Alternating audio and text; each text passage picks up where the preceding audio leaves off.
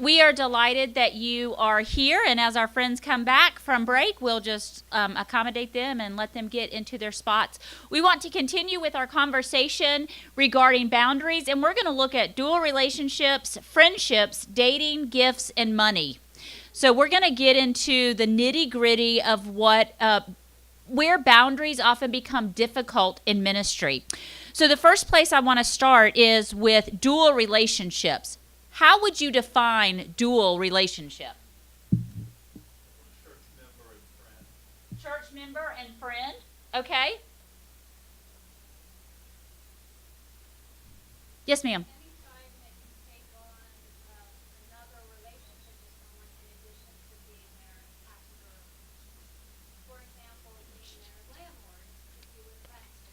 So any relationship you take on in addition to being their pastor. Yeah, it's any relationship in which you have more than one role. Okay? So think about that in your own context of ministry. Are you involved in any dual relationships? Yeah. When might dual relationships be unavoidable? Your kid gets assigned to a fourth grade teacher's classroom. Who's a church member. Okay? So your child's teacher is a member of your congregation. Okay? When what? When your administrative assistant, so you're his or her supervisor, and then they're also your parishioner. Okay? Yes, sir.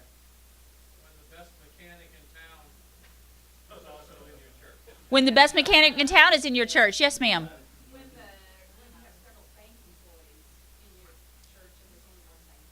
One bank in town, and half of them are in your church that work at the bank. Yes. Yes, ma'am. When your superintendent is your friend. Oh, that's like complicating, isn't it? Yes. A church member is your doctor as well. Yeah, and sometimes these are unavoidable.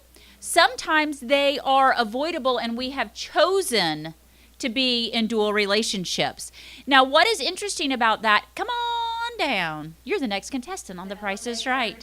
Nope, you are totally fine. So when we speak about dual relationships, we do need to be mindful that this is where boundaries need to be very, very clear. If you are in a place in which there's only one or two doctors in town and they happen to be a member of your church and your doctor, you need to be clear about what that's going to be. You're not going to ask her or him physician questions at church, just as you hope that when you're visiting them, they're not going to ask you church questions. Okay? And that's not an assumption. That needs to be a clearly communicated conversation. Okay? So this is funny, but it is true. When I was pregnant, I don't know why we're telling pregnancy stories, but when I was pregnant, the obstetrician that I saw was a big practice, and I strategically tried to choose a practice where no one from my church was. Well, of course, as luck would have it, one of the doctors is also a member of my congregation. So I said to him very clearly, Lamar, I know that you're a good doctor, but unless I decide to have the baby in the pulpit, you don't see anything. And he said, well, what if I'm on call? I said, well, then you just better be far enough away that you're not going to get there in time. And I was just very clear with the whole practice that this is unavoidable, but this is my desire for him not to be my doctor. It's an odd situation because that's not a normal practice. But I recognized, I'm just going to tell you like it is, I recognized I'm not sure I wanted to serve communion to someone that delivered my baby. That's a little too close. Okay, so dual relationships can be avoidable. Sometimes they're not always avoidable. And so when we talk about boundaries, one of the things that we're clear about is saying that it's not always a straight or strict line in the sand. Sometimes there are places in which we live in the gray. And when we find ourselves in the gray, we need to be aware and recognize again the power dynamic that is at play, because context will often drive the relationship and who has more power. Okay? This is especially pertinent, as someone said, where someone may be our colleague at one time, and then all of a sudden they are appointed as a district superintendent. So now the power differential shifts. Does that mean we automatically say, well, I knew you then, but I don't want to talk to you now? No. We do need to be clear. We've operated in this realm, and I want us to continue our friendship. How can we do that well, given this new dynamic? Especially if you're in their district. It is one thing, it's a different thing if they're not supervising you. It's a more dual relationship if they are your district superintendent, okay? Also the same thing with bishop. One day they're your colleague, the next day they're a bishop. Wow, how do we dance that? Okay, so that is important. And that really brings us to the next slide that I want us to talk about, which is friendships. Okay? Oh, you're awesome. You're hired. So how many of you long for friendship? Yeah.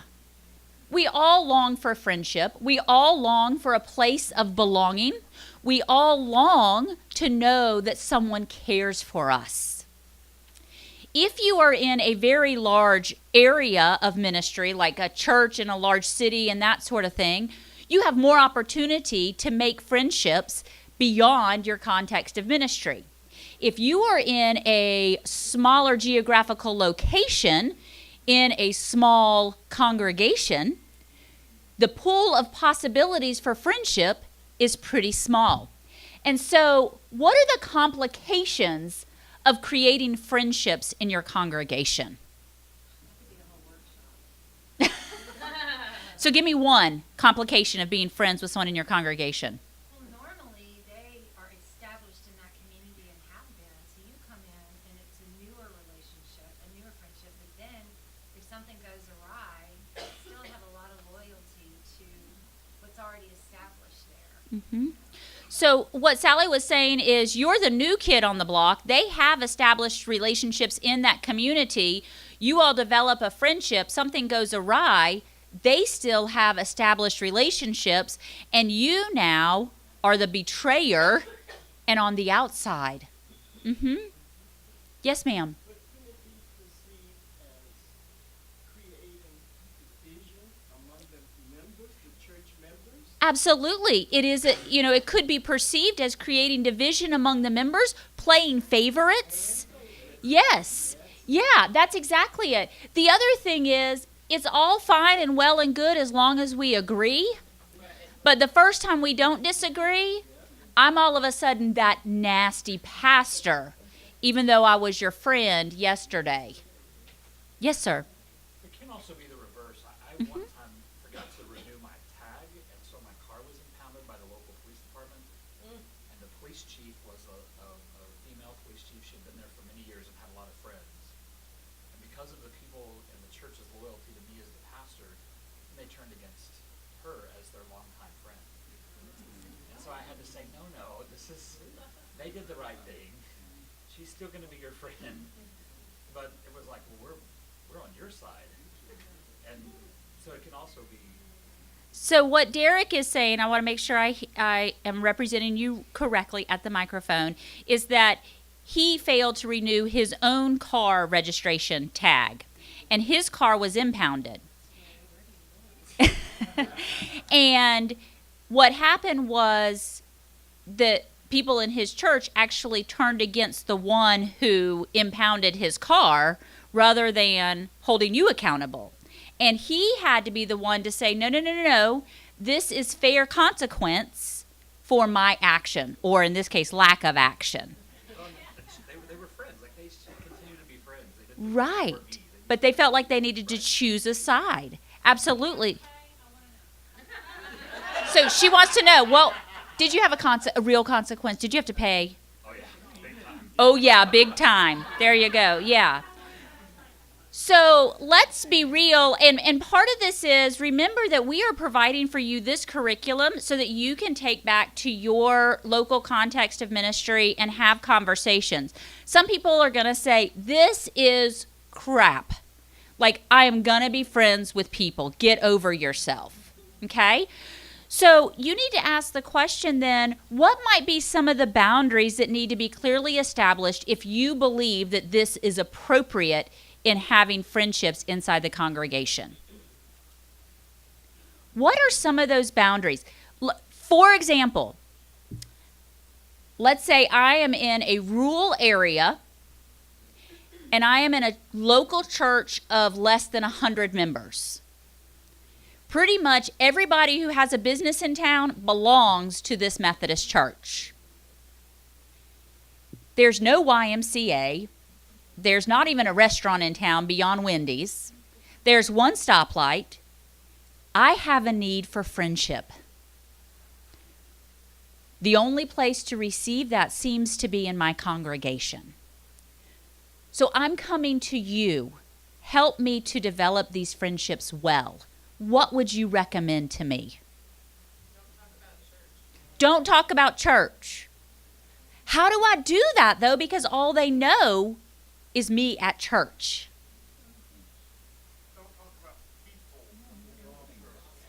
Don't talk about people at church. In the church. So talk about our hobbies, our special interest. Okay, what are we interested in? Do we have children in common? What things do we have in common? I think about a Venn diagram. Here I am, here you are. Where do the two intersect? What do we have in common? Okay? Well, what if because I develop a friendship with them, I want all of those that I know well to be my SPRC? I just need to travel a lot. I can. I work for a church. Sunday comes whether I want to be there or not. But you see this dynamic in the back. Yes, ma'am. We're chairpersons of the nominating committee. When it comes time to SPRC, and they're supposed to be calling to find out if someone will be on there, I said, it's not me, it's you. You're doing all the calling. You're doing the deciding. When that committee comes up, I have absolutely nothing to do with who's going to be on there. Okay, so I'm going to tease that out a little bit. So what she said is the pastor is the chair of the nominations committee. And so whenever these people are lifted up, it's supposed to be the nominating team that calls them, that invites them to serve, and that sort of thing. That is perfect on paper. What happens is they say, oh, I think Derek would be great. Now, Pastor, I know you and he get along really well. What do you think about that? Yeah, I think that's great. Okay, now what about Vonda? I like Vonda. Yeah, I love Vonda. We have lunch every Thursday together. That's perfect. I'm not calling. I'm just affirming what you're saying. They happen to be all my friends. How's that going to work out for us? Okay? So again, it's what might be some of the boundaries that need to be clearly established? What's the difference between having someone that is a friend or an acquaintance, but is not truly a friend? Because again, when we think about power and vulnerability, the balance of power, a friendship is a mutual relationship. I can never be in a completely mutual relationship with someone for whom I have pastoral responsibility. Okay? And so that's part of what we really have to struggle with. I have people in my congregation that I like. As a matter of fact, right now I have people, my church members, staying in my home because they are supposed to be in a camper this week, and there's this little thing called Hurricane Michael that's happening, okay? That's a dual relationship I could have avoided, and yet I chose to say, here's where the line is. I'm your pastor. Being in a camper during a hurricane is not safe. The boundary is, I'm actually not even going to be in my home. So please have at it. So that was a clear boundary that I had to wrestle with. And to be honest about that. Okay?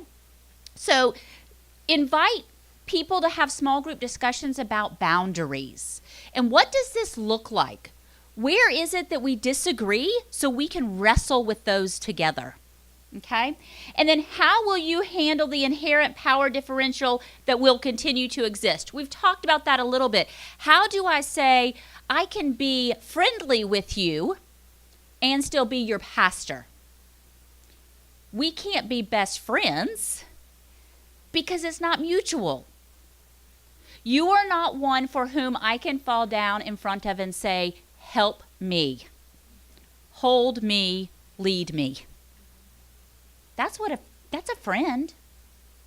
So how do we balance that? Okay? Now, some of that gets much more complicated when the need for friendship also grows into a need for intimacy. And I told Joy I'd let her handle the hard stuff. So she's going to handle intimacy and dating.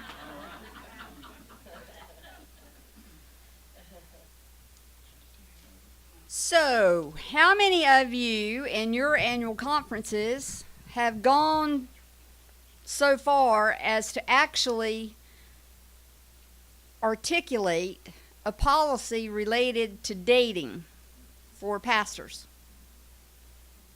Not many. Well, now you can go home and get started on it, because here it is. The Judicial Council actually gave us a policy, and they said in Decision 1228 in 2012, don't you love it? This is 2018, and many of you are not hearing about this, or are hearing about this for the first time, 6 years later. The Judicial Council asserts that dating, romantic, or sexual relationships between clergy and their parishioners are never appropriate because of imbalance of power. So I just want to ask, how many of you are married to one that was your pastor previously? None of us. So the reason that I ask that is because a generation before me, or 2 generations before me, I'm going to be real honest and say, men found their wives in their first churches that they served. Churches are fixing them up, too. Oh, let me tell you. And so it is important to know that context is important as you have this conversation. If you are with clergy that have been in ministry for a long time, be sensitive that this is going to hit some personal buttons. It hits so many personal buttons in the North Georgia Annual Conference that we have a policy that contradicts this. We just did a whole series of our quadrennial clergy sexual ethics trainings in my annual conference, and we taught that it is the conference policy in North Georgia that if a clergy person wants to be in a dating relationship with a parishioner, and the parishioner wants to do that too, in other words, both parties want to do that, they can conduct, carry on a dating relationship if they first discuss it with the DS. Oh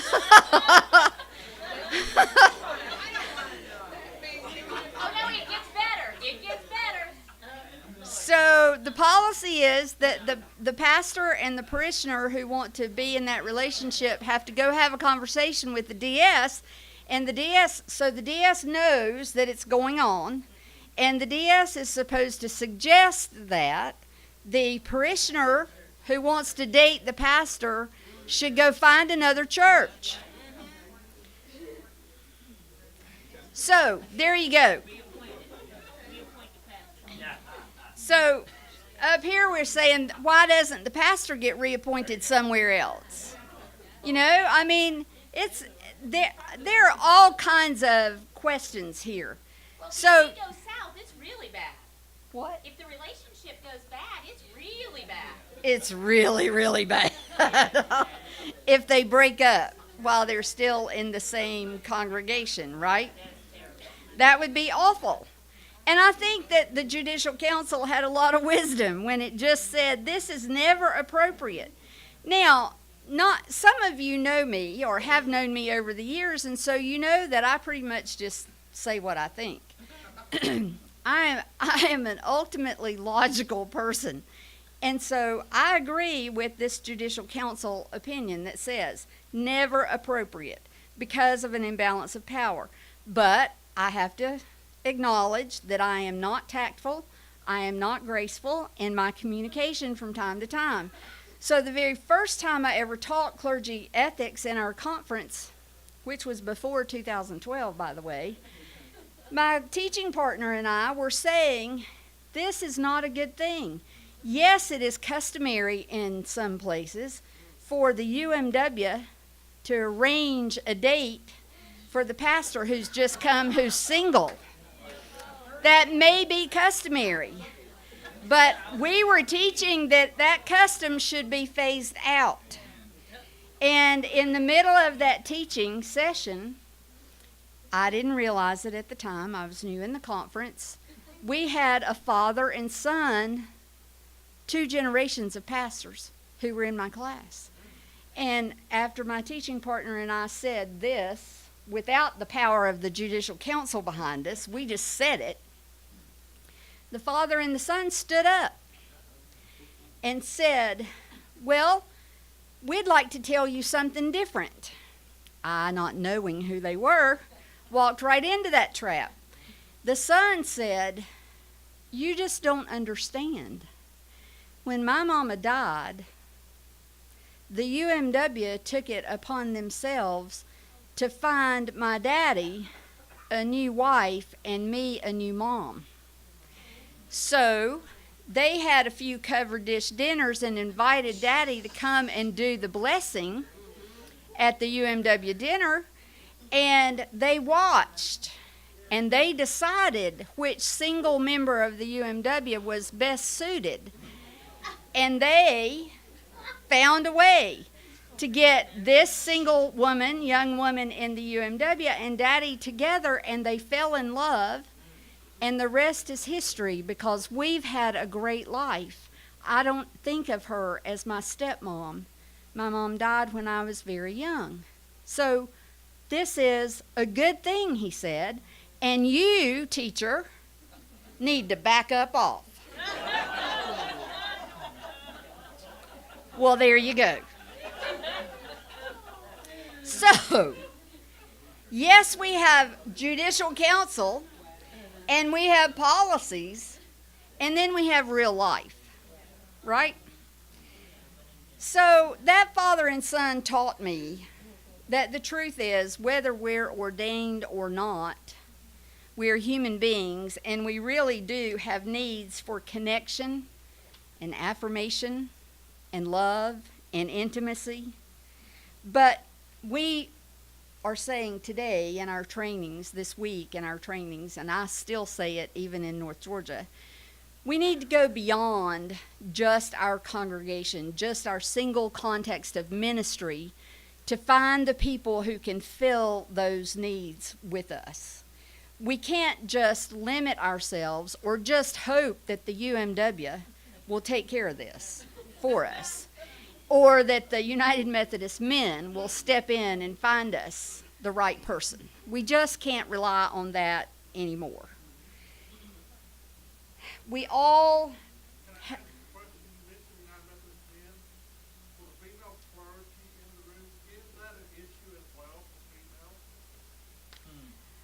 well, it never has been for me, because I've been married the whole time I've been in ministry, but some...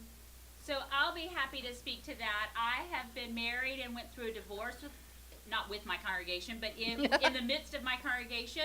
I was remarried, and now I'm widowed. And the entire time, people have treated me as a little sister that they needed to look out for and protect.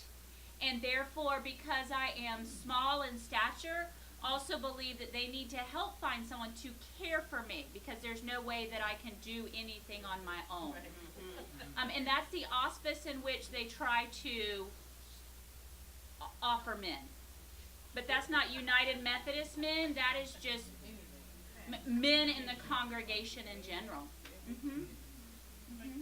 And so there's a certain amount of caring and compassion in that kind of behavior, but it can cross the line. What if that father and son pair I told you about had gotten paired with somebody that didn't make meatloaf the way they liked it, and it had turned ugly? You know, the UMW, let me just say, when you want something done in the church, where do you go? You don't go to Ghostbusters, you go to the UMW. And if what the UMW has wrought gets wrought asunder, then there's going to be something to pay. So let's go to the next one. Analogy for this is, and this is something you hear from people all the time. When I was a kid, we had no seatbelt. We had no baby seats, we had no seatbelt, and we all made it through the farm. So we don't need seatbelts for a child, baby children. So I believe Paul speaks to that in the epistle. And I believe Paul says something akin to, when I was a baby, I ate baby food. And as I grew, I matured. We learn as we grow. And this comes out of what we have learned. And so what you're saying is, the point is that we understand the risks better now Correct. than we once did. And understanding the risks, we can't do it that way anymore. That's right. And it's not only the risk, the harm. Because many times you will ask clergy person's spouse, so who is your pastor? And they will say, oh, it's my wife who is the pastor, or it's my husband who is the pastor. And what we know is your spouse cannot be your pastor, no matter how you met or when you met. Because when you need a pastor, you also need your spouse. And they cannot be the same people. And we've had to learn that over time. When I asked the question about clergy couples earlier, quite a few of us in here are halves of clergy couples. And so that comment brings up another one, which is, my husband and I are a clergy couple, and we are deeply in love with each other, and we make sure we stay that way in part by not trying to be each other's pastors. If you asked me on any given day or week or month, when's the last time I had seen a counselor, I might give you a date, a week, a time. And if you ask me who the counselor was that I went to see, it would never be my husband. Because I make sure to always have a relationship with a counselor that can be my support. I can be David's wife. I can be the mother of his child. I can be what he calls his best friend. And I can be the most aggravating person to live with in the whole wide world. All of that is to say, I really can't be his pastor, and vice versa. So we both have made it a point to always have other people to fill that role. And I can say with confidence, we celebrated our 40th anniversary this year, and we renewed our contract for one more year. You want to do this or you want me to? Sure. I highly suggest counselors. Yes, ma'am. Just comment on the United Methodist men and the dating. I'm 48 and I've been a single pastor for a long time. And my biggest challenge is with 90-year-old men or 80-year-old men who want to date me. And so it creates a whole different level of issue. I'll say amen. Yes. So, part of what is so very interesting is that relationships are dynamic. Relationships are not static. And on any given day, no one knows where your day has taken you, nor do we always know where the other person that we are engaging with, where their day or story has brought them from. Okay? So, part of what we always have an opportunity to do is to decide, are we going to react to something or are we going to respond to something? And response means planned and thoughtful before it happens. Reaction means knee-jerk, I didn't even think about this, and it's visceral. Just attack, defend, survive. Okay? So part of what I want you to do is turn to, it's legal to move your chairs if you need to do that, to turn to a couple of people and wrestle with these two questions. What is your plan for handling an uninvited advance by a colleague or by a member of your staff or annual conference? And then how will you handle a harassing or gender discriminatory conduct? Comment. How will you handle conduct too? So those two questions, I invite you to turn and just wrestle together with those. And it may be helpful for you to say, okay, here's a scenario. What do you do? Or think about the scenario this morning. If you were in the coffee shop during the play and you heard the comment that the men were making about the youth director, what would you have done in that situation? Let's start there. Turn and talk about that for a minute. What would you do if you were the woman in the coffee shop this morning in the play? What would you have done? Yes. I have an advantage because I'm a laywoman. Okay. And I shall not be moved. Okay. And I also have practiced responses for that, and it's like, your words are making me very uncomfortable. I don't think it's appropriate, and, but hopefully we're talking about responding and reacting. To do it in a kind and loving way, to take the breath first, and. Okay. Your words are making me uncomfortable. Okay. Yes, ma'am. I think there are times where that's appropriate. I rehearse responses, but I also think there are times that it is perfectly okay to say, that is not appropriate.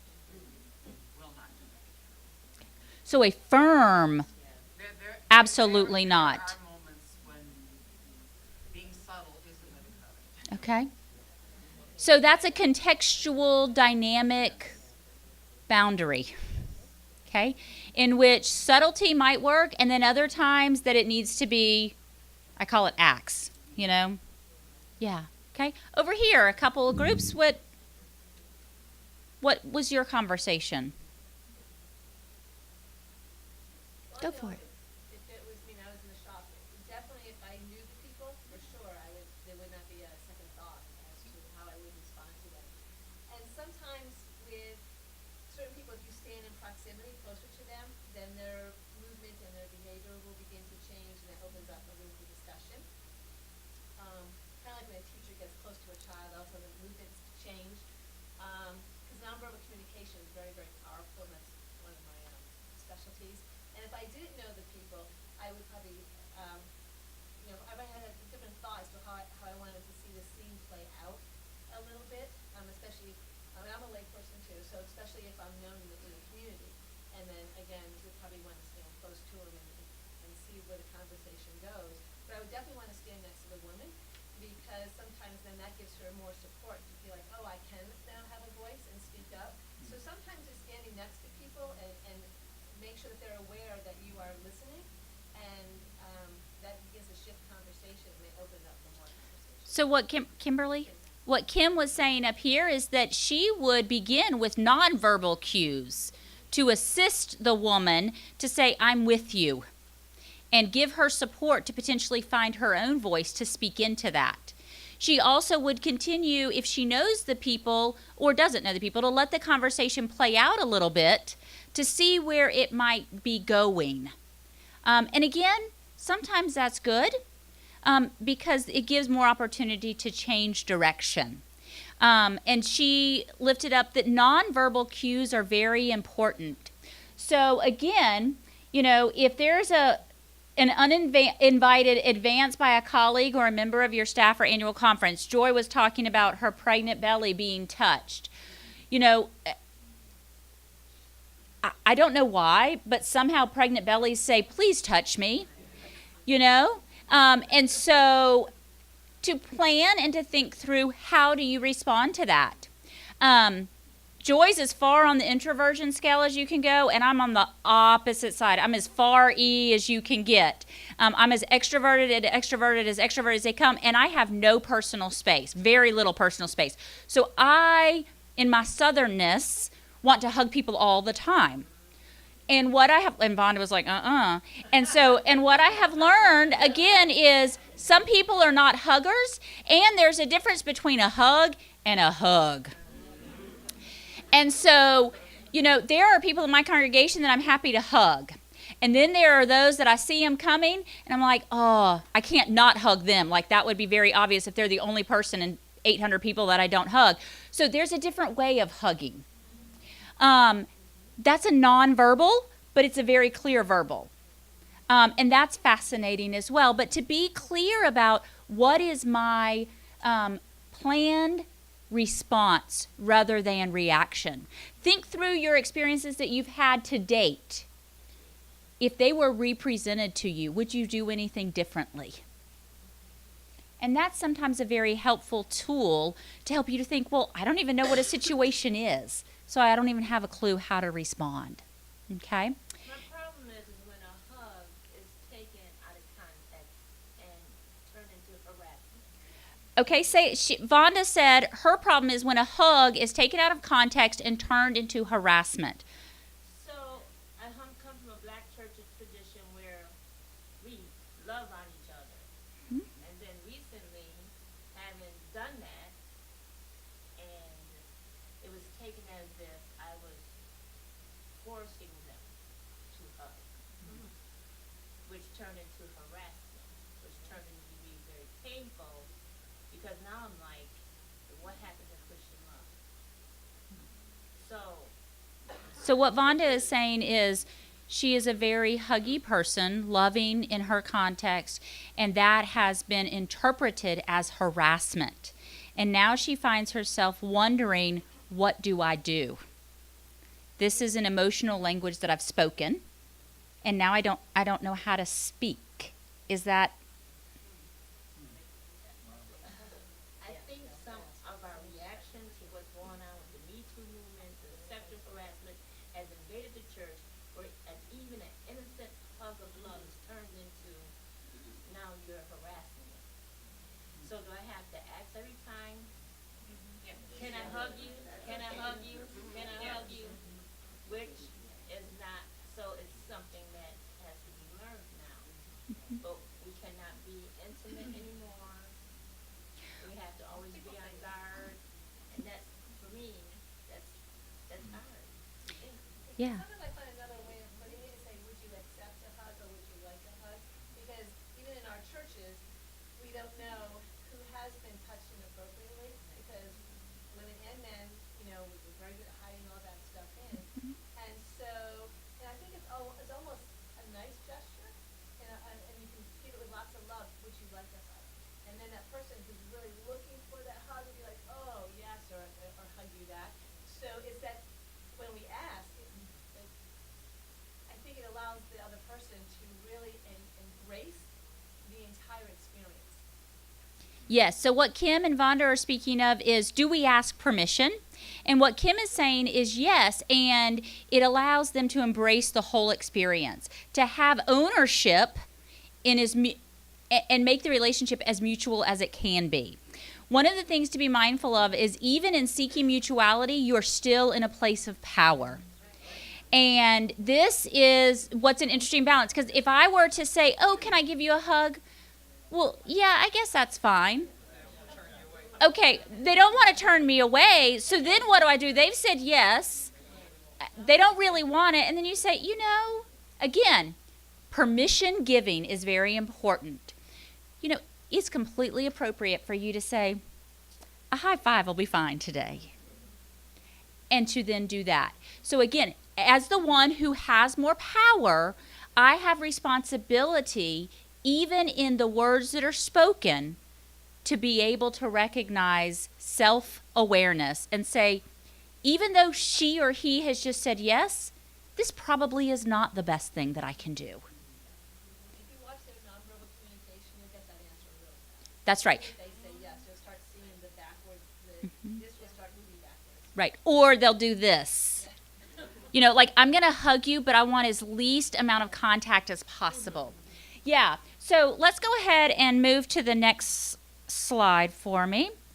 So what will your response be if it's not directed at you, but you are a witness of?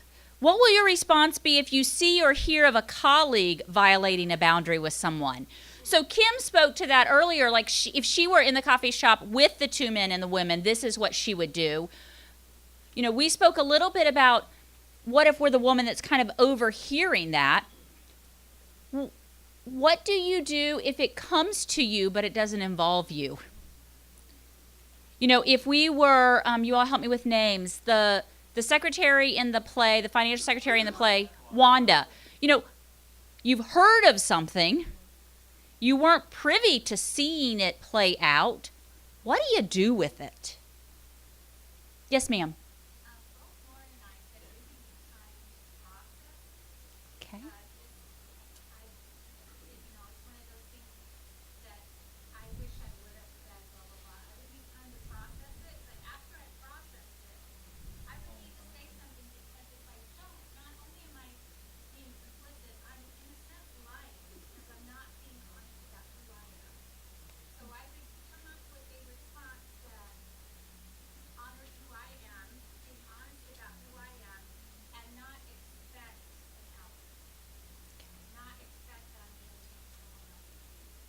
Okay, so back here she said that they needed to acknowledge that they needed time to process what they had heard, what they had received, that it wasn't going to be a quick, all of a sudden make a response, that they needed to be able to process, and they were going to do that in such a way to be honest to who they were and be able to keep the door open to revisit after they had time to process what they had seen or heard. And that's hard because many times we feel like we have to react immediately. Sometimes the best thing we can do is wait and yet make sure we don't sit on it. There's a difference. And using that as a teachable moment, if you're a colleague violating that, to educate them. Were you aware when you did such and such? And they go, teach them. So use it as a teaching moment. Yeah, use it as a teaching moment to instruct them in order that we might learn together. I see a hand, yes? I think we have to acknowledge the fact that in Wanda's situation, she is a colleague, she's an employee of the church. And so she was in a different position. For her to go to the pastor might be a risky thing for her to do. Well, she might decide she doesn't care, she's gonna do that anyway. But I think her responsibility is different, and for her to contact the district superintendent rather than to go directly to the clergy might have been appropriate. Certainly so. Absolutely. Her going to the district superintendent, there's nothing wrong with that at all. Again, it is how do we do that? And how do we do that well? And how are we being true to who we are as people with integrity, which is very important. The last question here is, how will you hold one another accountable to integrity in ministry? This sounds really easy when we're sitting here. It's a lot harder in the places where the rubber meets the road, okay? Let me give you an example. You know, there's this wonderful little social media tool called Facebook, and we jokingly call the gospel according to Facebook. I feel like we learn more congregational information via Facebook than we do face-to-face anymore. But I was preparing to teach clergy ethics in my home annual conference, and it was the same workshop 8 different times, and this was just beginning the whole round, okay? And on Facebook, I was just scrolling through Facebook, and I see one of my clergy colleagues that had posted a picture of a bingo, like with words on it. So, of course, I clicked on it and blew the picture up, and they called it Clergy Ethics Bingo. And he was trying to be funny and write all the things he thought he might hear the next day in order to keep himself occupied during clergy ethics. Okay? So at that moment, I swallowed hard. I did some self-check-in to say, why is this kicking up a lot for me? And then I really wrestled with, how am I going to hold him accountable?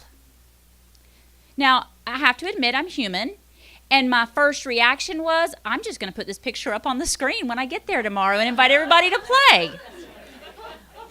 And then I thought, somehow there's not a lot of integrity in that. And so I messaged him privately on Facebook and said, I would love to connect with you tomorrow. I've seen your post, and I just want to have more conversation about it. because Facebook's not the place to engage in accountable practices. I also felt like it was not appropriate for me to sit on that information and then lay and blast him later. So he avoided me like the plague for the majority of the day. And finally I caught up with him and I just said, I need you to know that hurt me personally. I put a lot of time into making this right for y'all and for me. And then, I don't know who's your friend on Facebook and who's not, but what you've just communicated to anybody who's seen that is what we do today doesn't matter. And he just kind of stood stupefied, said, well, that wasn't my intent. I said, and I totally get that you meant no harm by it, but I need you to know it hurt. And then he quickly defriended me. But at the end of the day, I was called to be accountable. Yes, ma'am. I think sometimes this is where the language that we often use for racism can become helpful when we talk about the difference between intention and impact. And so, his intention may have been to be funny. The impact was it belittles the work that you were doing and the issues that all women face. And so, that to me is helpful in trying to help people understand. I get your intent may have been to be funny. Here's the impact. Right. Beautiful language. Yes. So don't step away. I just want to add to this. She's the E and I'm the I. She's the tactful one and I'm the not tactful one.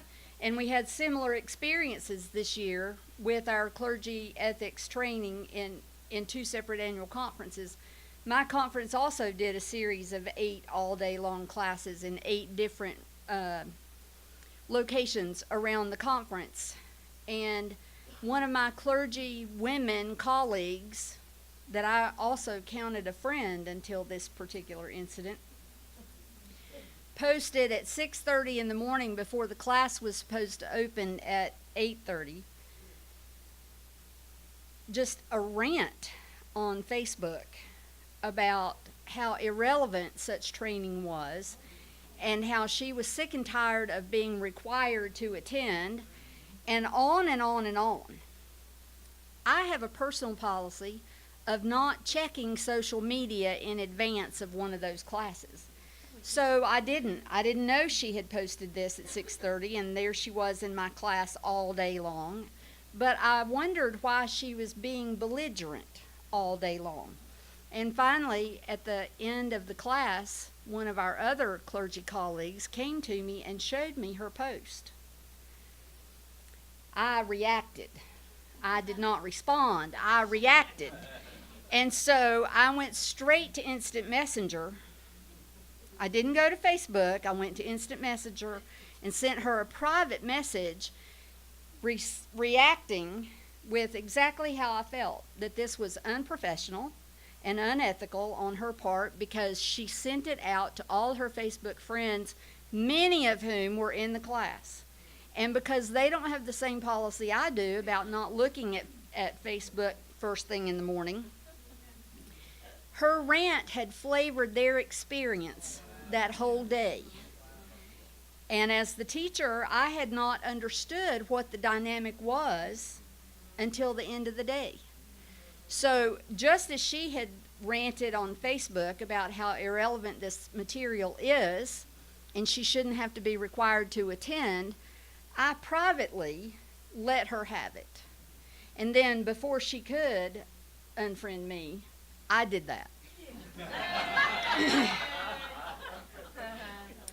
And so I'm not sharing this with you to say I did the right thing and I'm proud of what I did. But I am saying we need to use some ethical behavior and hold each other accountable. I did unfriend her, and that happened before annual conference. We made it through a week of annual conference without our paths crossing. I'm not sure if that was intentional on her part or not, but I took a stand in that regard. I held her to the standard of we're all in this together. And the fact that you've been to clergy ethics training every quadrennium since 1996 is not an excuse for not coming now, because the others around you need you as mentor, as example, as experienced. And if not us, then who? So how will you respond? How will you hold your colleagues accountable? I hope with honesty and fervor. And speaking of honesty and fervor, it moves us to more of the details of boundaries and ministry. When Derek hits the slide, we're going to talk about gifts in ministry. How many of you have ever received a gift? How many of you have ever been uncomfortable in receiving a gift? Yeah. How many of you have wanted to give a gift and weren't sure exactly where you stood with that? Yeah. So let's wrestle with this for just a few minutes. What would you say is a, oh man.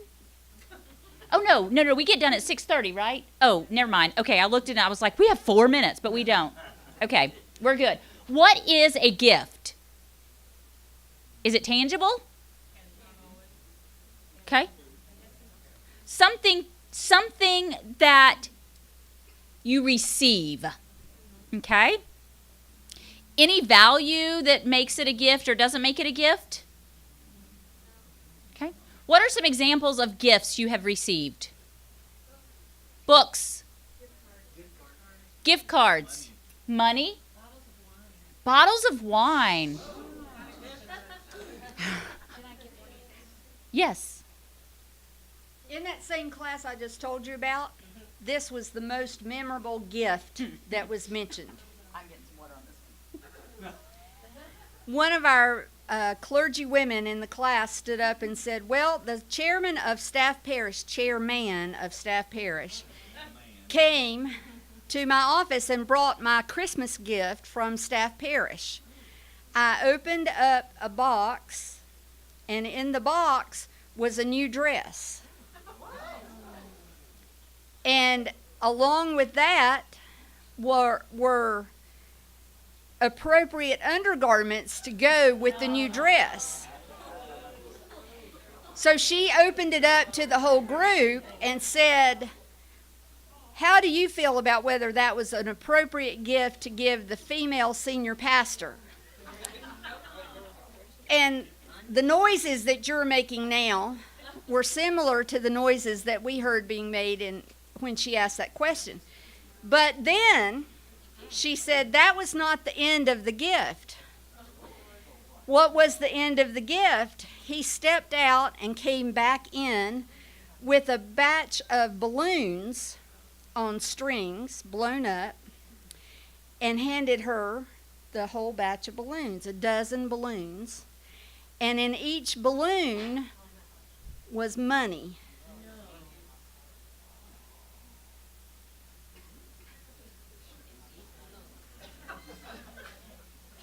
We voted that all of that was inappropriate.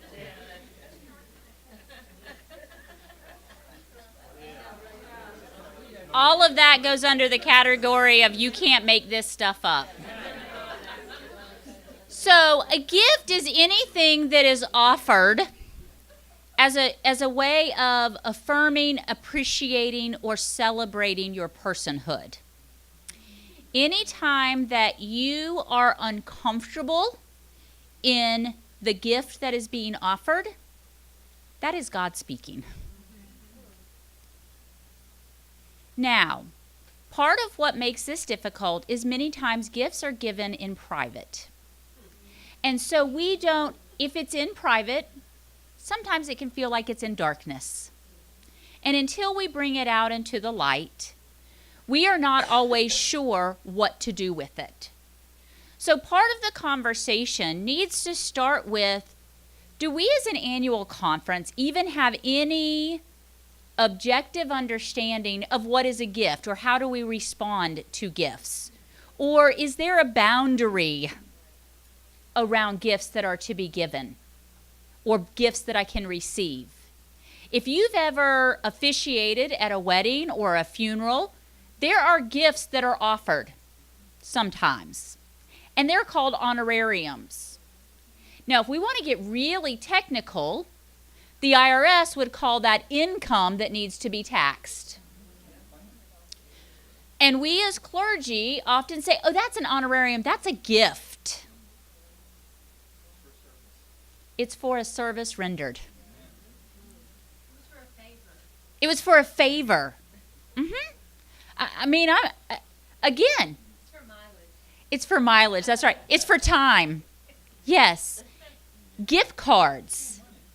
I'm going to make us really uncomfortable. Gift cards are actually income.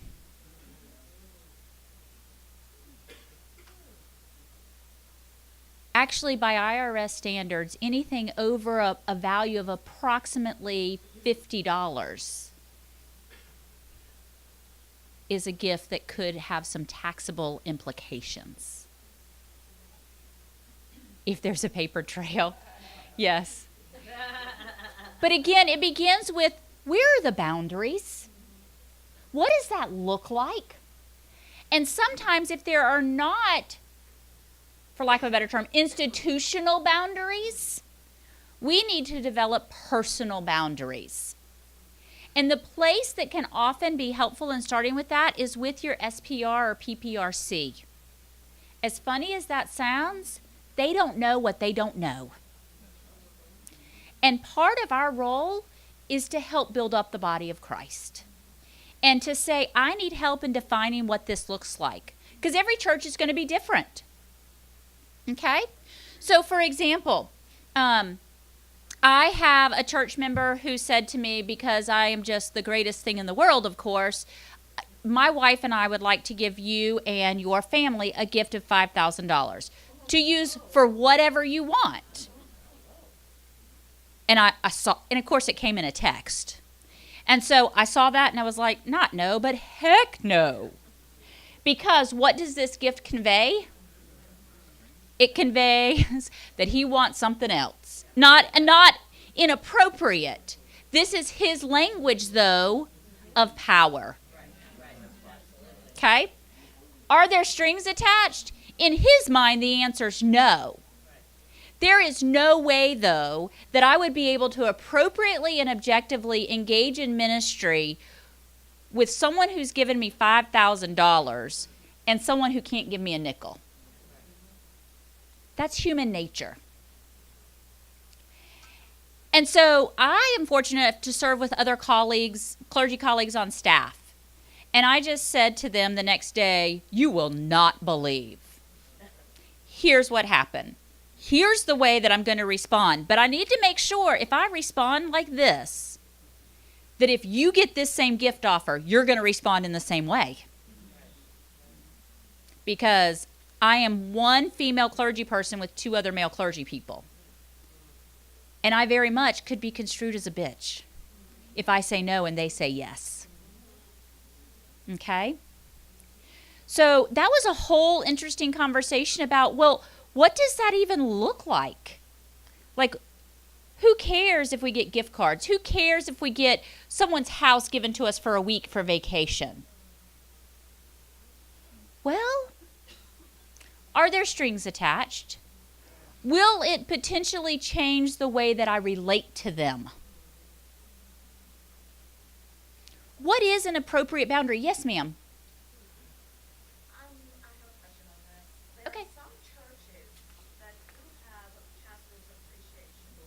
It's all mine. It's this month. It is. It's all this month. Oh, really? Yes. And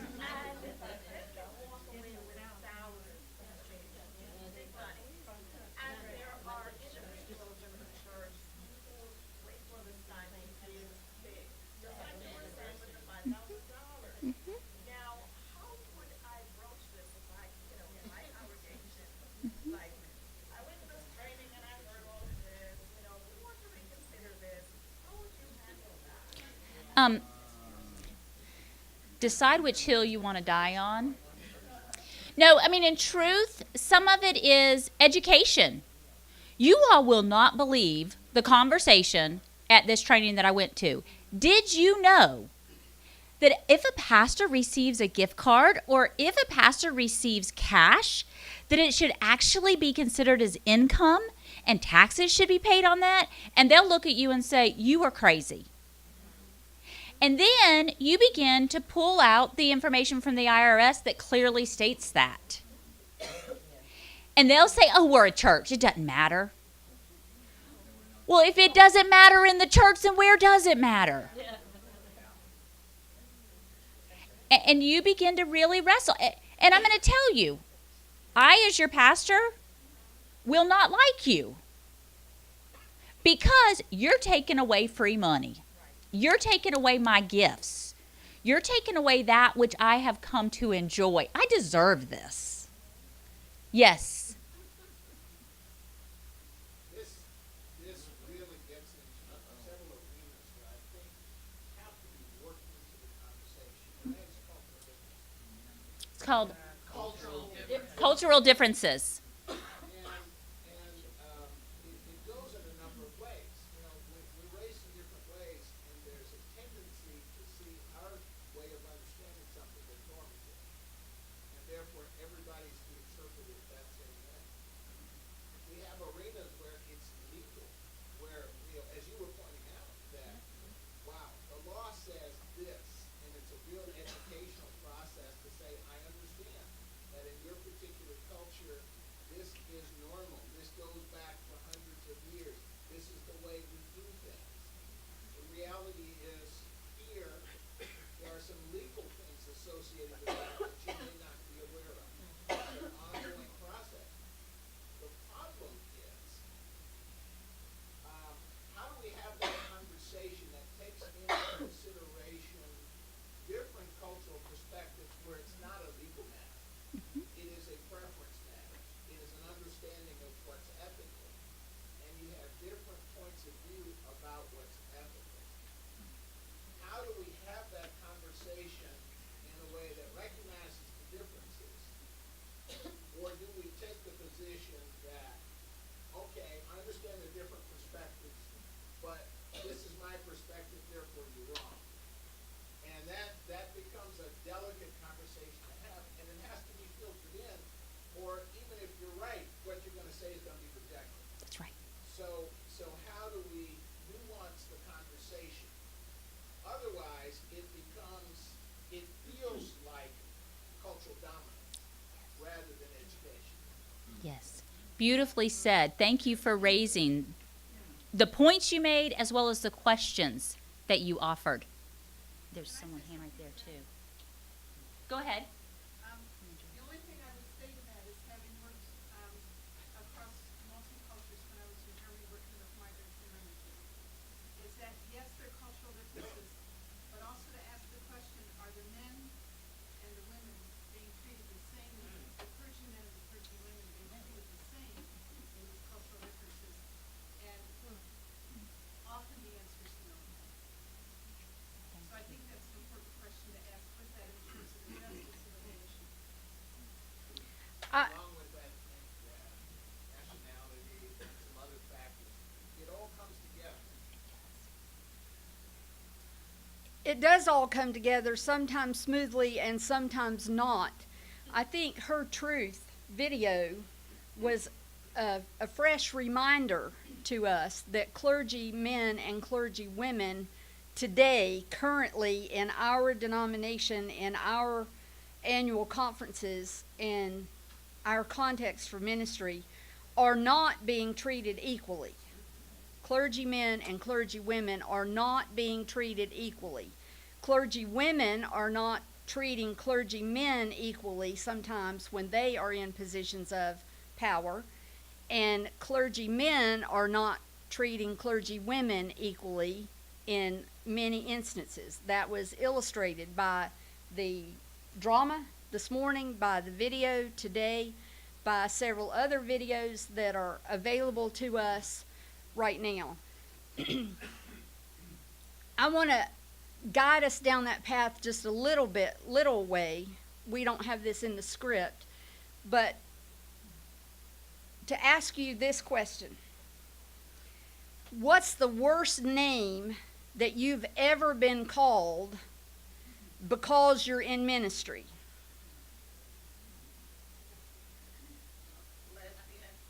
A lesbian. Satan. Prostitute. The N-word. Well, I'll tell you the worst name that I've ever been called.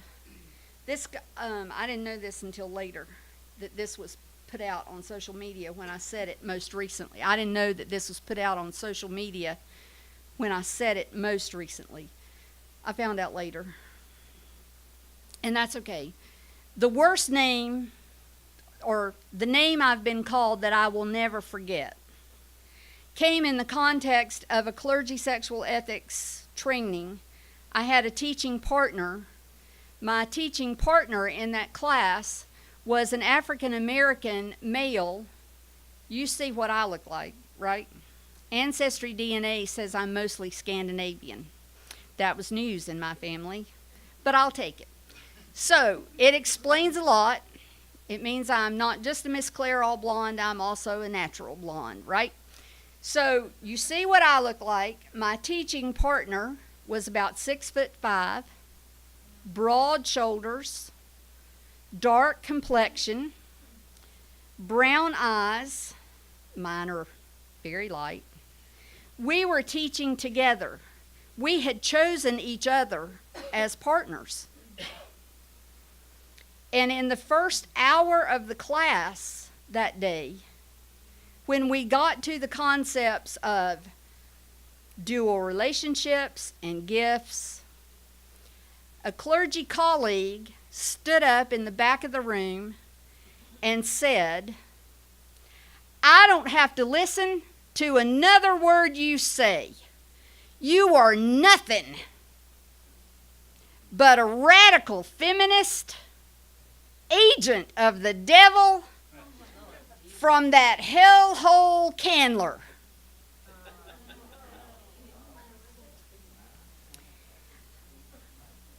It's not often that I'm speechless, but both my partner and I were rendered speechless that day.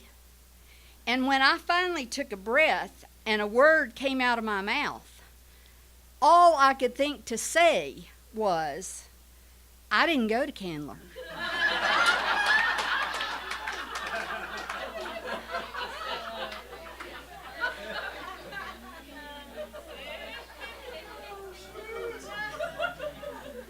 Those names were hurled at me because I was standing in front of the cross with an African American clergy colleague.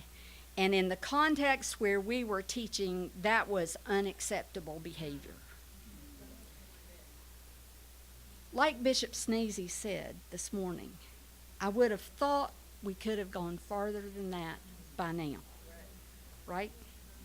So I just, to reiterate what's been said, when we think about vocabulary and when we think about ethics and integrity, we must be devoted to being better than what we have experienced so far.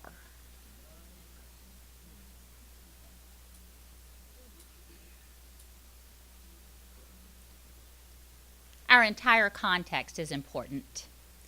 And yet when we are called to integrity in ministry, there is no exception to that.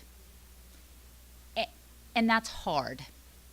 So when we consider gifts in whatever forms they take, some of the questions that we need to wrestle with, even as we create our own boundaries around that, is which is going to be more harmful in this situation? To receive the gift or to decline the gift? What message am I sending if I receive the gift? What message am I sending if I receive the gift? If someone else were looking down or from the side at this exchange, what might they be reading into this interaction? What witness might I be offering? Which is important. If this one who is offering me the gift, would I be able to lovingly confront them if we have a disagreement once I receive the gift? That's hard. I know if I keep them happy, I will get. So that's important. And then again, talking about response rather than reaction, what language might I use should I need to decline the acceptance of a gift? My language was, I am very honored that you think so highly of me and would want to sacrificially give in this way. I would also be remiss if I took that gift from the church. I would invite you to consider giving that gift to the church in my honor. He was happy as a June bug because all he wanted was recognition of a gift. He really didn't care where it went. So that's important. What is your response? Because all I've known is the South. I was born in Georgia, I've served in Mississippi, I've served in Texas, and I've grown up in North Carolina, and that's where I serve now. Like, it can't get much more southern unless I throw Alabama in there. But it's hard to be politely nice and decline something. We are socially taught, you say, oh, thank you so much. That is so thoughtful of you. And you take it. And then you decide what to do with it. Sometimes that creates more harm than good. We perpetuate a bad system. So even as we think about boundaries and gifts, which I wish I could say, here's exactly how to do it, and it's perfectly in a box, and now go, therefore, and do.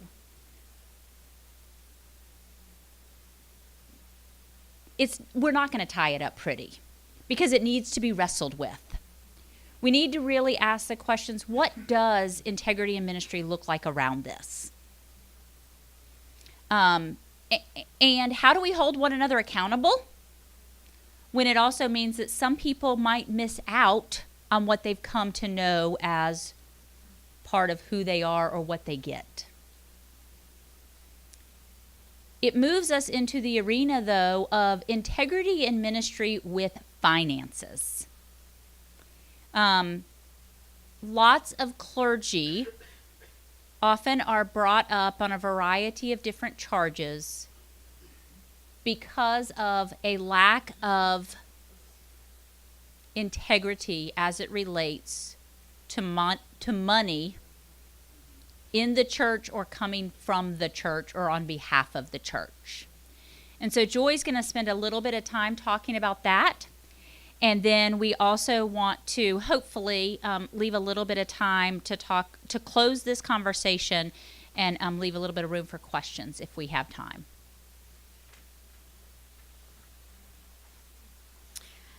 I often say in Safe Sanctuaries trainings that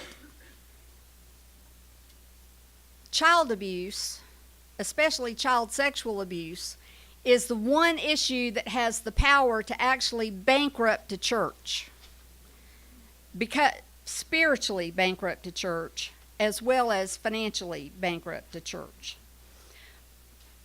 I've been saying that since 1996.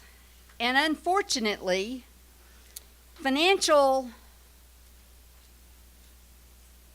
abuse by clergy persons is beginning to creep closer up in my thoughts about what can actually bankrupt a church.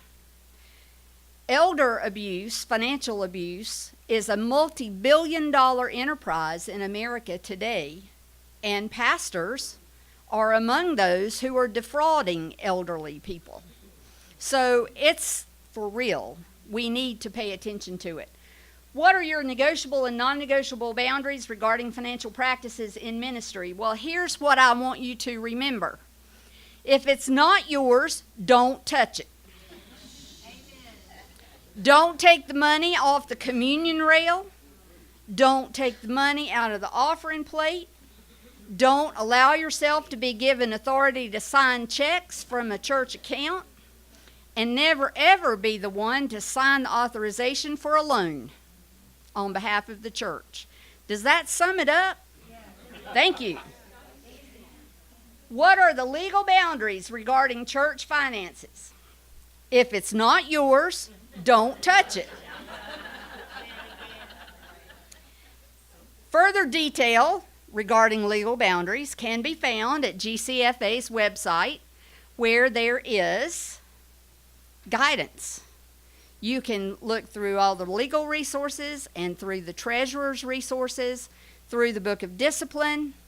It's all spelled out. You need a financial secretary, a treasurer, and you as clergy do not need to be counting money, reconciling bank statements, and really don't even have a pastor's discretionary fund. Just don't. Stop.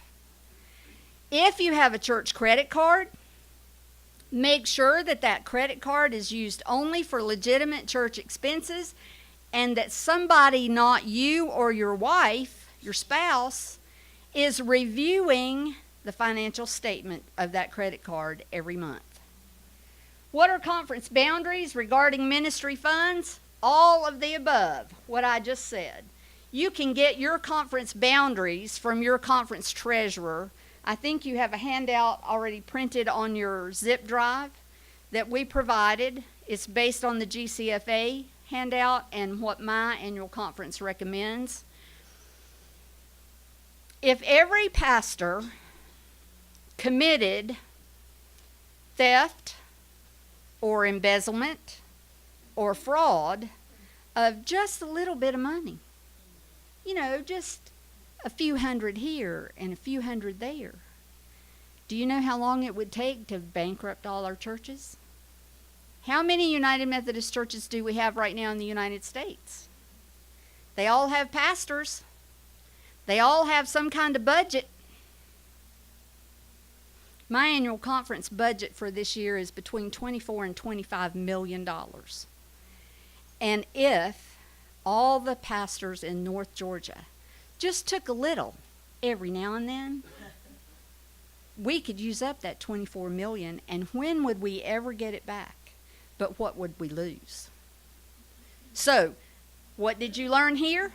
If it's not yours, don't touch it.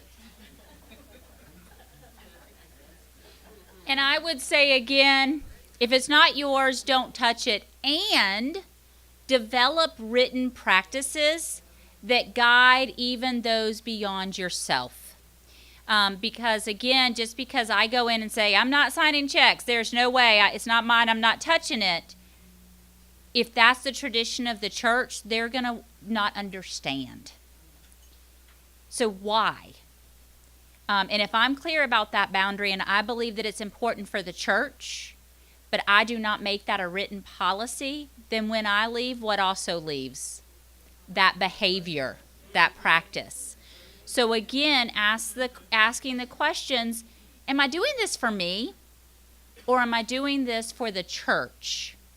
And what is the cost to doing this, emotionally, spiritually, and physically? And what is the gain to doing this? As we summarize everything, I want to raise these questions. When we speak about boundaries, we have to always ask the questions, how would my actions be perceived if they were made public? Well, I visit Miss Elaine every week because she is homebound and she just needs a visit. And every time I visit, she gives me a pound cake. And that's my favorite. Well, if that were made public, how would that be perceived? I don't ever visit Miss Elaine because she is the most ornery older lady I've ever dealt with. If that were made public, how would that be perceived? Okay? When I'm making decisions about boundary keeping or about boundary crossing, because both we do, whose needs are being met? Am I choosing to draw a clear boundary because I need to meet my own need, to heck with theirs? Or am I choosing to cross a boundary for my own need, to heck with theirs? Or vice versa. Okay? Think again about the drama this morning. Whose needs were being met in the coffee shop? Whose needs were being met in the pastoral conversations? Whose needs were being met even as different parts of that continued to play out? And then, this is huge, because at the grassroots of all of this, the foundation for everything we do in ministry is healthy self-care and integrity in ministry. So to whom might I turn if I want to discuss, reflect, or report when I honestly report my behavior? Me. Where do I go if I honestly want to reflect on things that I know probably aren't right? Where do I go and say, I need you to be real honest with me about this. Here's what's happened. Here's how I'm feeling. Here's what I plan on doing. Where do you go? Because if I go to my friend, she or he may end up being my DS. You know? Or if I go to Joy, she's in another conference, so she should be safe, but she also is an attorney. That disqualifies me right there. Absolutely. I mean, where do we go? To whom do you fall in front of and say, help me, guide me, help me care for me? That's important. Okay? So our time is just about at the end. I do want to tell you, in this breakout, tomorrow, in the third breakout session, we're looking particularly at boundaries as it relates to social media, and the social media piece that more pastors struggle with than we want to admit, which is pornography. So that is section 3, or breakout 3. And then our fourth one looks at the grounding of all of this, which is self-care. That's a catchphrase these days, yet our pastors are more unhealthy than the general population in every index. Spiritually, emotionally, and physically. It's rooted in a lack of self-care. And all of that is a part of ethics and integrity in ministry. So that's where the next 2 sessions will go. We have 4 minutes. So I just want to open it up with these 2 sessions. Do you have particular questions or comments that you want to make briefly? Yes. You might be bringing this more up in the self-care. So, like I said, I'm a layperson, I'm not a pastor. But in my current profession, we have levels. Like I'm a director, and so the directors, I have other director friends that I can converse with and talk to about different issues. And then we have consultants, and we have boundaries with that. And then I have like what they call teachers like national. So it's different levels, but we know our boundaries and who we can converse with and who we can do certain things with, we can have fun with. Some people, but then we have to do like more, like I spend more time with like the directors, and then I work with my consultants. So thinking of that, and in terms of pastors, do you guys have like a group of people that you can kind of connect with like that because it sounds like there's more loneliness going on than like in my profession. So what Kim is asking, she's saying it's very clear in her profession she is not in set apart ministry. She works outside the local church in a non-ministerial function throughout the week. And she says there's very clear boundaries about who she can go to have fun with and have conversation with, and her direct reports, where the boundaries are and all that. She's asking, so in the church, do clergy have stuff like that? There's no trust. not statically, because Sally and I might go to seminary together, and so we might be friends in seminary. Well, then all of a sudden we get out of seminary and she's in Hattiesburg, which is like South Mississippi. I'm in Jackson, which is up here, and we lose contact a little bit, and then we sort of kind of get together, but I don't know. She's an elder and I'm a deacon, so she might one day be my district superintendent. Or she, I'm not sure how all this is going to work out, kind of thing. So there's really not a lot of trust, and the boundaries always are blurred. Now, I might be able to create a covenant group, but yeah, even that can get a little messy. And that's where, pastors struggle mightily with loneliness and isolation. Yeah, and that's part of the odd dynamic, and why, even though we talk about boundaries and people are like, can we please talk about something else? This is where some of it's rooted. I saw a hand. Yes.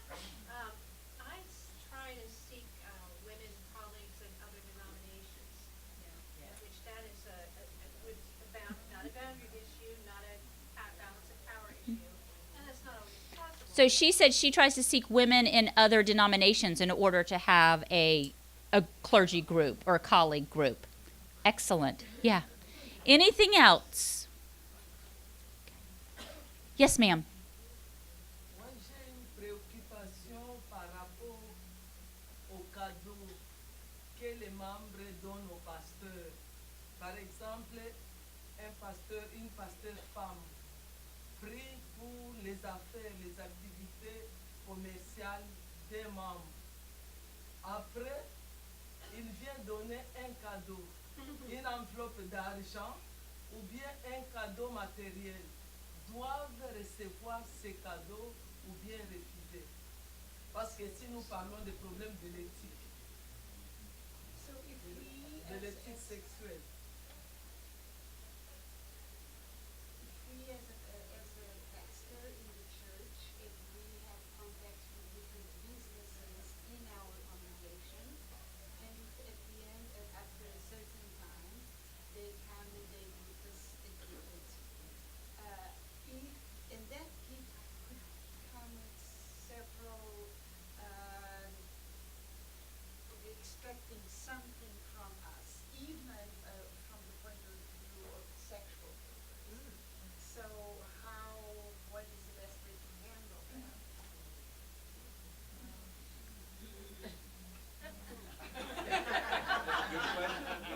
So the question was, Columba Joy just called you out.